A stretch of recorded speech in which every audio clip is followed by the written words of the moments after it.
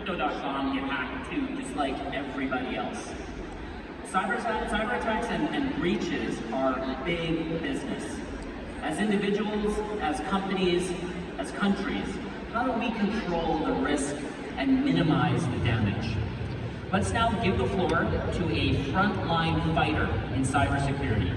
Please put your hands together for global news journalist Anne Gaviola, who is talking with Canada's own 1Password CEO, Jeff Shiner.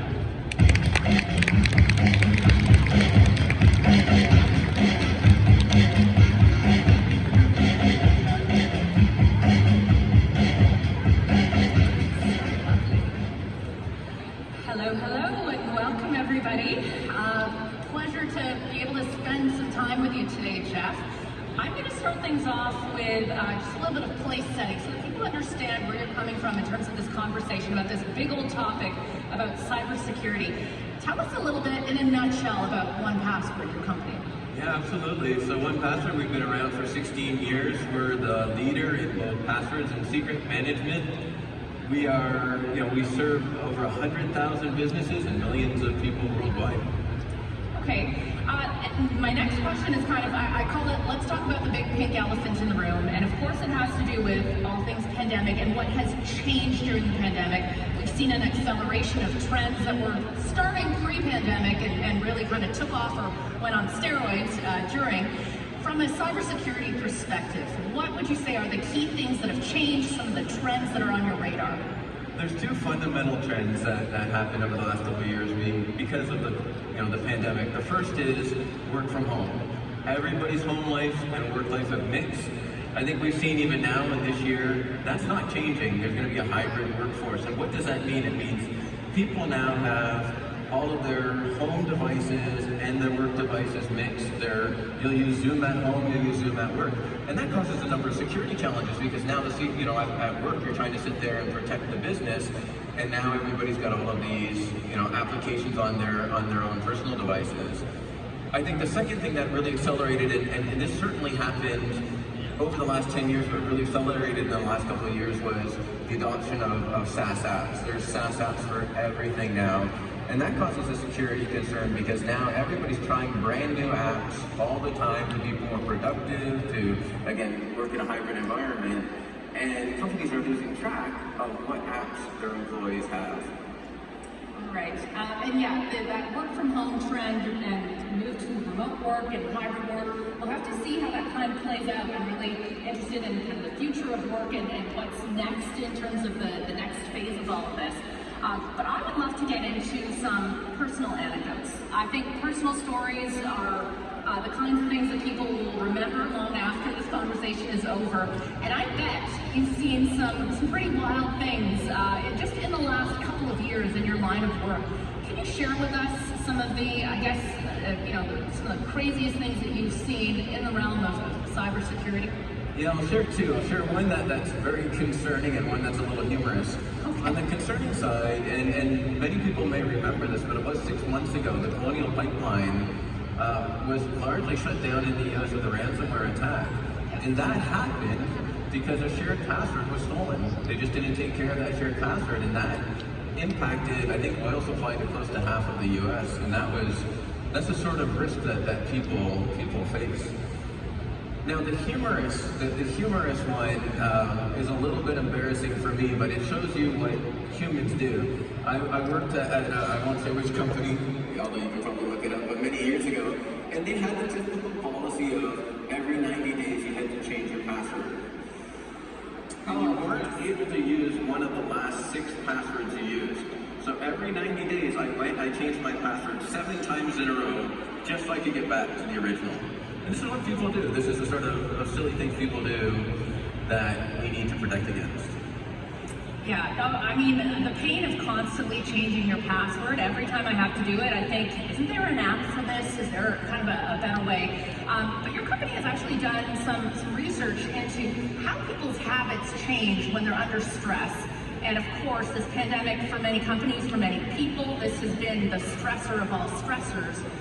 What have you guys found in terms of some things that people are doing that they maybe shouldn't be doing because it leaves them open or more vulnerable to attacks? Yeah, I think in general, people, and I think we can all relate to this, in general, people, when you get stressed, when you get overworked, you're going to focus more on what you're trying to accomplish, and things like security rules or, having good security hygiene tend to go by the wayside. So we did do research and we found things like people are 2 times more likely to use the same password as reuse a password. Guilty as charged, yes. They're also like 3 times as likely to sit there and say that their company's security policies aren't as important as them just getting their work done. And again, I think it's our job to make it easy for people to stay secure. That's how we can help people. I like to say be good by being lazy. If we can be lazy about it and be good, I think we're all set. Yeah, I like to think of it as eliminating kind of points of friction. I want to ask about the frequency of attacks, and I ask this as someone who fairly recently had my identity stolen. Are they increasing in frequency? Are they increasing in severity? What is going on? Yeah, I think they're increasing in both what I say sophistication and frequency, and it's interesting because there's an increase in sophisticated attacks. It could be nation-state attacks or other just sophisticated groups that are really trying to go around the increasingly sophisticated protections that we build in. But what I think we all also see, and I think again we've all probably experienced, is just a vast number of phishing attacks. Your taxes, the people are going to come and throw you in jail because you haven't paid your taxes unless you somehow give them Apple gift cards. I mean, these sorts of silly things, but they're real attacks, and people unfortunately really fall for them. Yeah, it does feel like nothing is sacred anymore. I want to touch on interest in what your company does from celebrities. And we've talked a lot about people working from home and maybe some of the security stuff gets a little bit more lax, but I can certainly see how celebrities would have a real interest in their privacy and being very secure in terms of their digital lives. What can you tell me about that? What can you tell me about Ryan Reynolds and Ashton Kutcher and their interest? Yeah, it's fun to talk about them, and they have been part of our round, so I actually got a chance to speak with them during the process of bringing them on board our last financing round.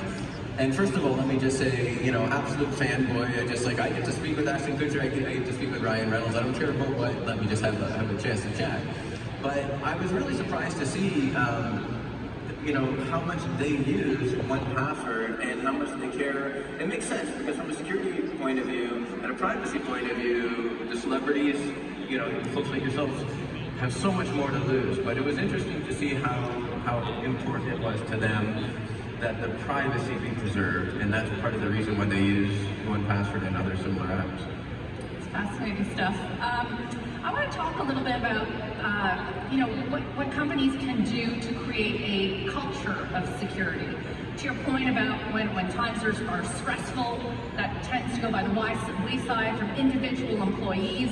So what can leaders at the top do to encourage the good habits, to say, no, this isn't, just another headache for you. This is going to make a real difference for our company in the medium term, the longer term, and here's why. How do you set the tone? Yeah, I think there's 3 things that you want to do. The first thing you want to do is you want to talk about it. And it doesn't need to be super sophisticated. It can just simply be education that if you get a text message saying, Jeff Shiner wants you to do them a favor, get back to them, go to a different channel and try and confirm it's really, Jeff Shiner asking you and it's not a phishing attack. So just give some basic guidance. It's not that sophisticated.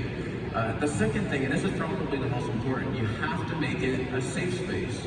You have to allow people to sit there and say, I made a mistake, I clicked on the link, so that you can recover from those errors and you can be aware and not have the employee trying to hide what they think they did wrong. And the third thing is give them tools that make it easy for them to be secure. Security doesn't have to be difficult. We can give them tools like 1Password, which actually makes it easy for them to have a good security hygiene. I love that. I love giving people kind of news you can use. That's probably my news background. And I also think advice is really valuable, especially on this kind of stage, from someone who's been there, done that. Now you have built a company, all about kind of startup life, and you were based right here in the Toronto area.